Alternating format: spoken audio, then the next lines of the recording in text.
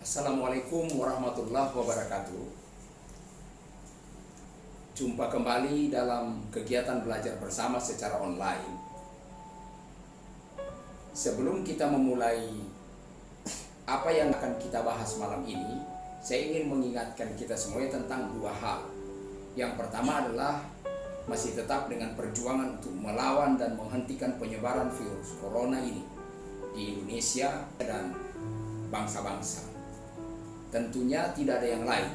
Kita harus berupaya agar virus ini berhenti dengan cara mentaati anjuran pemerintah untuk tetap di rumah dan tidak keluar rumah kalau tidak penting-penting aman. Kemudian berikutnya terus pakai masker, jaga jarak yang ideal minimal 1,5 meter dengan orang lain. Terus jangan mudik, sekali lagi walaupun sudah ada kelonggaran bahwa bisa mudik, tapi ya menurut saya lebih bijaksana untuk tahun ini tidak mudik karena resikonya untuk terkena virus corona terlalu besar, apalagi dihubungkan dengan harus karantina 14 hari dan pulang ke tempat kerja lagi harus karantina. Saya rasa itu yang harus kita lakukan sehubungan dengan upaya untuk menghentikan penyebaran virus corona, dan yang tidak kalah pentingnya adalah untuk terus menjaga kesehatan kita, makan makanan yang bergizi agar tubuh kita tetap segar dan bugar tak kurang suatu apapun juga. Yang kedua yang ingin saya selipkan sebelum saya memulai, karena kita menggunakan media sosial sekarang ini, saya ingin mengingatkan kita semuanya akan gerakan untuk merebut kembali media sosial ini menjadi sarana untuk hal-hal penyebaran hal-hal yang baik saja. Biarkan lewat media sosial ini hanya hal-hal yang baik saja yang akan menyebar luas, yang akan viral kemana-mana. Itu hanya hal yang baik-baik saja. Dan yang ketiga yang ingin saya tambahkan, saya harus memberi ucapan terima kasih dan penghargaan yang setinggi-tingginya atas semua yang sudah mengikuti seluruh acara live dan kegiatan belajar ini sudah didukung.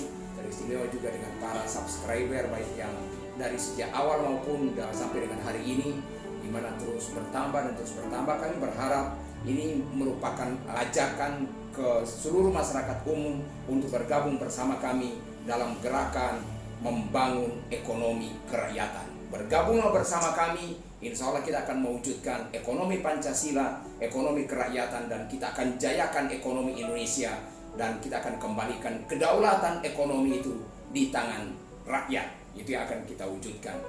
Saya akan menyampaikan topik yang ringan namun sangat penting sekali. Walaupun ini seringkali banyak dientengi oleh banyak orang atau banyak tidak diperhatikan, tapi saya rasa ini sangat penting sekali dan tidak boleh lagi dipandang enteng. Topiknya adalah masa depan yang cerah itu adalah hasil keputusan. Walaupun ini terdengar terlalu menyederhanakan tugas, terlalu menyederhanakan upaya untuk mencapai masa depan yang cerah itu, tapi itu yang benar. Itu yang asli, itu yang sesungguhnya, karena sesungguhnya perjuangan untuk mewujudkan masa depan yang lebih baik itu dimulai dari sebuah keputusan kecil. Sekali lagi, perjuangan untuk mewujudkan masa depan yang lebih baik itu dimulai dari keputusan kecil. Kehidupan kita kalau kita coba untuk renungi, coba untuk hayati, coba untuk pikirkan lebih dalam lagi, sesungguhnya keputusan kita ini adalah hasil dari keputusan. Kita bisa hadir di dunia ini adalah keputusan ayah ibu kita untuk saling jatuh cinta, lalu kemudian menikah, dan kemudian lahirlah kita. Demikian juga kehidupan kita jalani adalah hasil dari keputusan-keputusan yang kita ambil. Oleh karenanya malam hari ini saya tidak akan banyak menceritakan tentang teori-teori yang banyak, tapi saya cuma ingin menunjukkan kepada kita semuanya tentang keputusan-keputusan sederhana yang seharusnya terjadi di dalam perjalanan hidup kita. Untuk itu, izinkan saya menjadikan perjalanan hidup saya untuk menjadi contoh dari keputusan-keputusan yang terjadi. Tentunya saya ingin berkata, mungkin saya tidak seideal sukses yang dimiliki oleh orang lain, atau kesuksesan saya tidak hebat-hebat amat, tidak ada luar biasanya. Tapi saya syukuri hal itu. Kalau ada masyarakat yang ingin sukses, ingatlah bahwa saya belum jauh-jauh amat. Saudara belum jauh-jauh amat dari kesuksesan yang saya raih. Artinya masih ada harapan bagimu untuk dapat mengejar kesuksesan yang saya raih saat ini. Oleh karena itu, demi untuk mempermudah jalan, untuk menunjukkan jejak-jejak kaki yang saya jalani. Bagaimana saya mengambil keputusan apa saja yang saya ambil dalam perjalanan hidup saya akan tunjukkan itu dalam waktu 20-30 menit ke depan ini. Oleh karena itu, jangan pindah-pindah channel dan jangan dulu tinggalkan saya di sini. Jagai terus dan dengarkan terus, karena saya akan menunjukkan itu dengan cara-cara yang sederhana. Yang pertama, keputusan paling penting yang saya ambil adalah setelah saya lulus SD, karena memang lulus SD itu tidak terlalu berat perjuangannya, karena memang semua orang, saya sekolah dalam program pemerintah wajib belajar 9 tahun, walaupun sekarang itu sudah jarang kedengaran karena semua orang sudah sekolah, tapi saya adalah termasuk orang yang masih dalam program wajib belajar 9 tahun. Jadi saya SD lulus dan itu tidak terlalu berat. Yang menjadi berat adalah lanjutan dari SD, karena keluarga miskin waktu itu untuk bisa sekolah SMP itu tidak mudah. Karena sebagian besar angkatan saya di SD waktu itu adalah berhenti SD doang dan kemudian mulai cari kerjaan. Sementara saya mengambil keputusan untuk melanjutkan sekolah dalam kondisi yang miskin, dalam kondisi yang tidak memungkinkan, dalam kondisi yang tidak pernah keluar kampung, dalam kondisi udik, dalam kondisi orang pedalaman dan tersembunyi di hutan. Saya mengambil keputusan untuk melanjutkan sekolah SMP. Itu keputusan paling penting yang saya ambil dalam perjalanan hidup saya. Kalau saya mengambil keputusan untuk berhenti sekolah begitu lulus SD, maka kemungkinan cerita hidup saya agak berbeda. Setelah saya mengambil keputusan untuk tetap sekolah walaupun dalam keadaan miskin, maka berikutnya adalah saya memutuskan untuk menerima keadaan keluarga saya yang miskin. Ada banyak orang yang terus mengeluh, ada banyak orang yang tidak puas, ada banyak orang yang terus komplain. Kenapa miskin? Kenapa tidak bisa ini? Kenapa tidak bisa itu? Tapi dalam kondisi seperti itu, saya sepakat dengan orang tua saya untuk saya sekolah. Kebanyakan yang lain memilih untuk tidak sekolah karena bayangannya susah dalam keadaan miskin. Tapi saya menerima keadaan yang ada dan saya terus melanjutkan sekolah dalam keadaan yang miskin. Yang ketiga sekarang, saya memutuskan untuk menjadikan keadaan keluarga saya yang miskin bukan menjadi alasan untuk menyerah atau pasrah dengan nasib.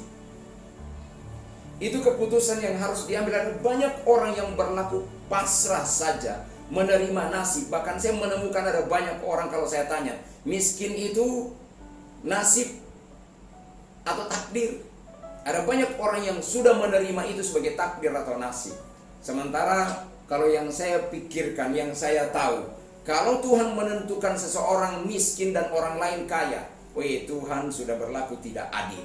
Tapi ternyata yang benar bukan begitu. Tuhan memberi kesempatan yang sama kepada semua orang, sehingga semua orang berkesempatan untuk sukses. Jadi seperti materi-materi sebelumnya saya sudah menyampaikannya, bahwa orang yang akan sukses adalah orang yang menemukan ukuran sukses yang sesungguhnya. Jadi jangan menjadikan alasan keadaan keluarga yang miskin menjadi alasan untuk tidak berjuang. Apalagi alasan untuk tidak ada uang, alasan untuk tidak ada modal. Saya ambil keputusan untuk buang itu semuanya dan saya lanjutkan perjalanan hidup saya. Yang berikutnya, keputusan penting yang saya ambil adalah mendengarkan orang tua saya untuk melanjutkan sekolah setelah saya lulus SLA. Karena setelah saya lulus SLA, SMEA tepatnya, saya mengambil keputusan untuk nganggur sebenarnya. Tapi orang tua saya ngotot untuk tetap saya kuliah, dan akhirnya saya harus menyerah mendengarkan pilihan orang tua saya untuk sekolah kuliah. Dan alhamdulillah saya bisa lulus sebagai seorang sarjana, walaupun agak susah seringkali. Kebanyakan saya ikut ujian susulan karena uang sekolah yang tidak dibayar, uang kuliah yang belum bisa dibayar setiap bulannya, sehingga harus ikut ujian susulan.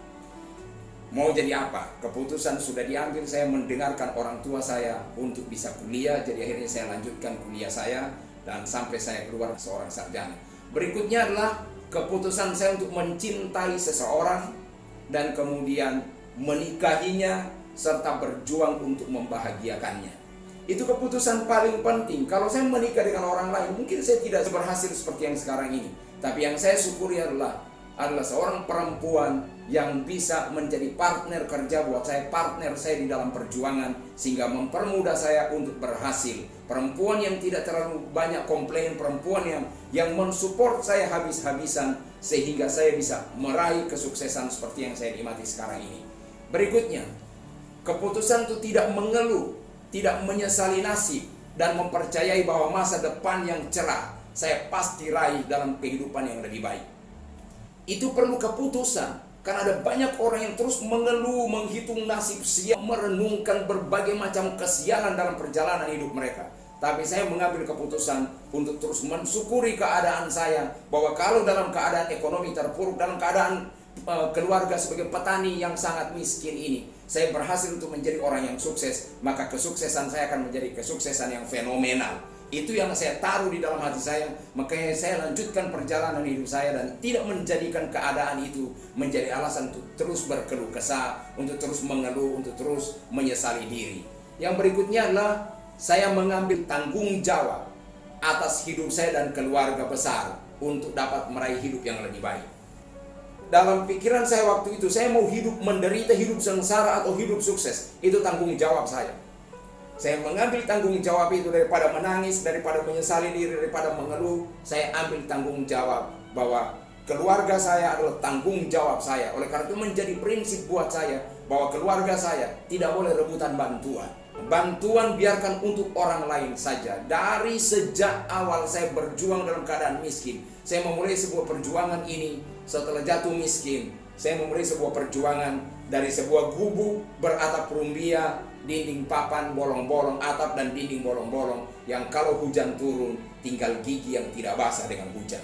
Betapa parahnya rumah itu. Dari sanalah saya memulai perjuangan. Tapi saya sangat bersyukur karena Tuhan meridhoi seluruh perjuangan saya, sehingga semua kesusahan dan kesengsaraan itu menjadi lewat karena berbagai rentetan keputusan yang saya sedang bagikan buat saudara.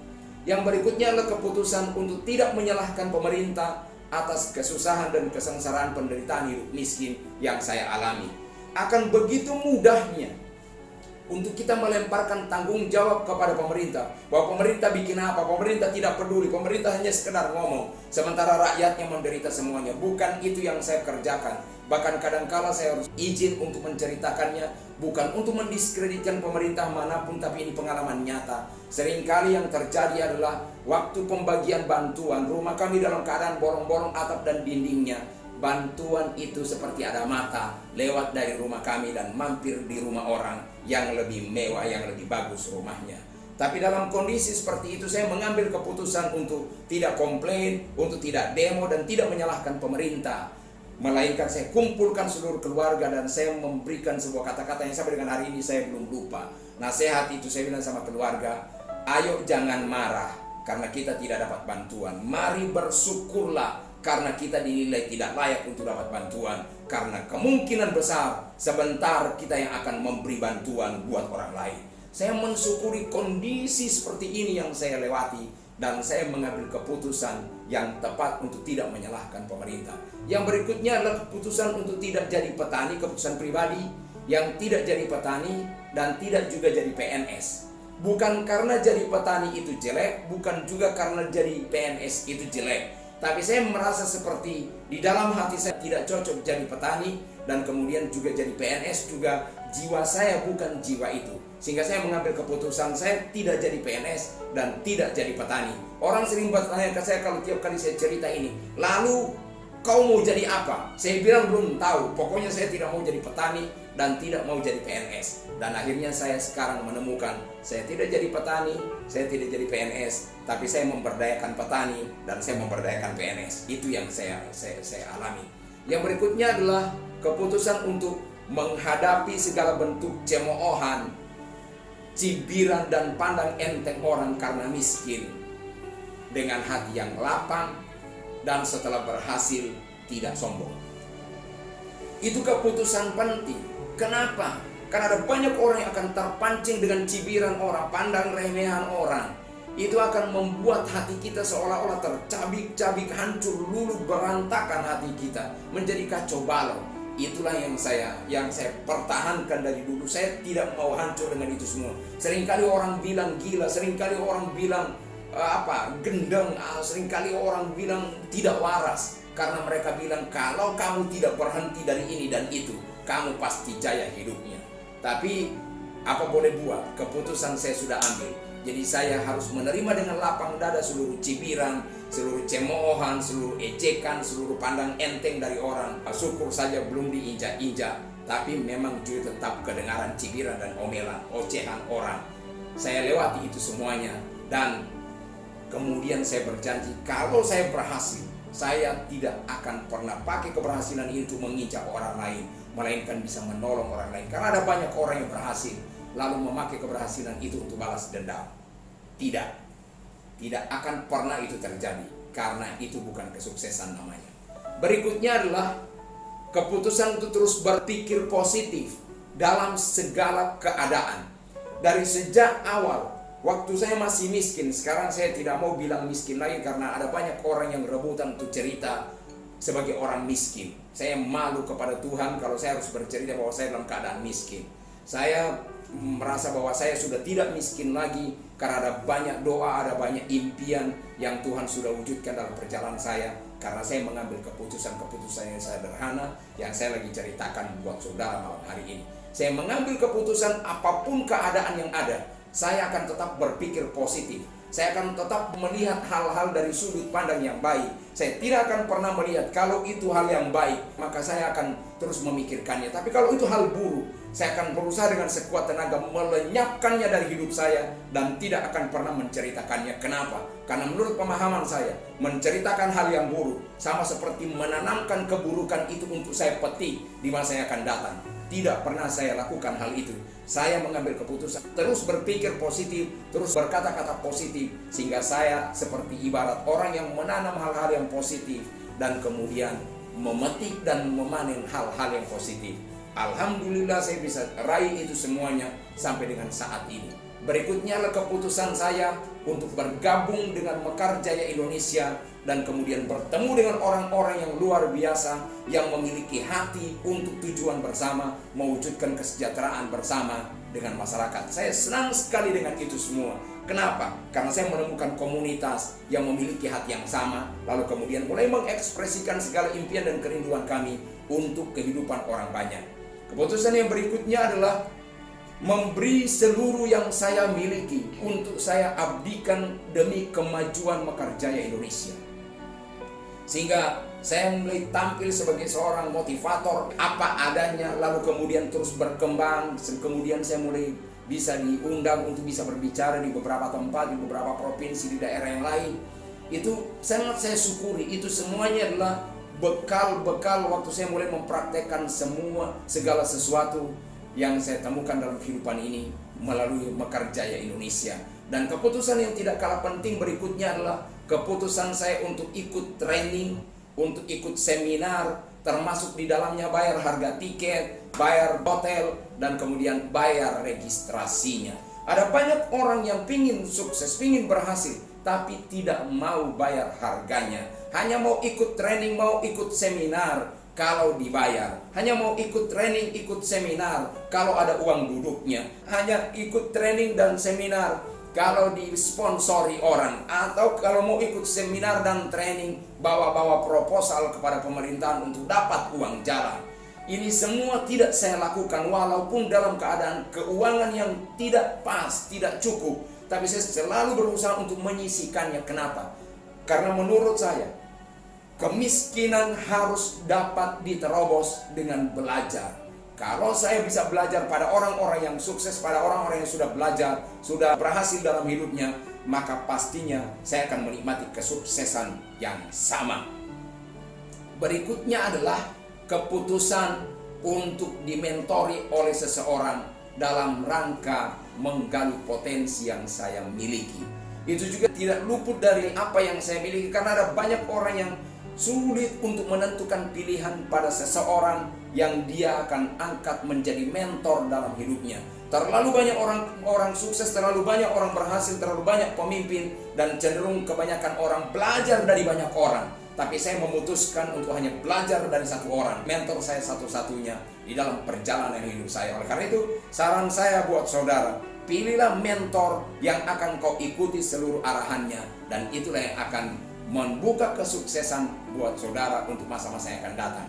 Berikutnya adalah keputusan untuk menjadikan kehidupan mentor sebagai standar hidup yang harus saya jalani. Setelah saya belajar, saya ambil keputusan untuk dimentori. Saya menjadikan segala jenis kehidupan yang dijalani oleh mentor saya menjadi standar yang harus saya raih dalam perjalanan hidup saya. Sehingga alhamdulillah dengan berjalannya waktu, kesuksesan demi kesuksesan saya mulai bisa raih. Sehingga video dan siaran langsung ini juga saya persembahkan sebagai sebuah ucapan terima kasih kepada mentor yang telah membuat saya menjadi seperti yang sekarang ini.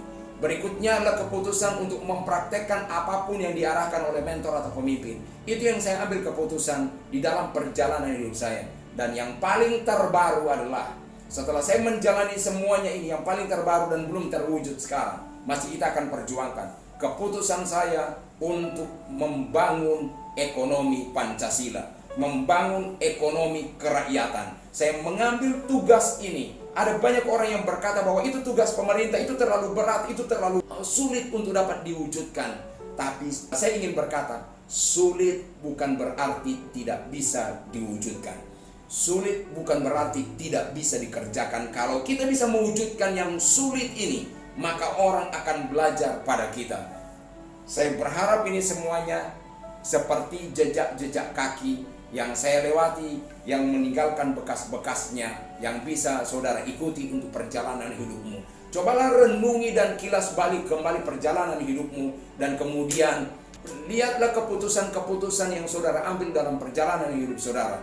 Dan kalau saudara menginginkan hasil yang lebih baik, kabar baiknya adalah kamu belum terlambat, saudara belum terlambat, Anda belum terlambat. Saudara tinggal ambil keputusan yang terbaik hari ini, dan engkau tidak akan pernah menyesal. Pastikan tidak akan pernah salah mengambil keputusan, karena keputusan yang salah akan membuahkan penyesalan yang tak berujung di masa depan.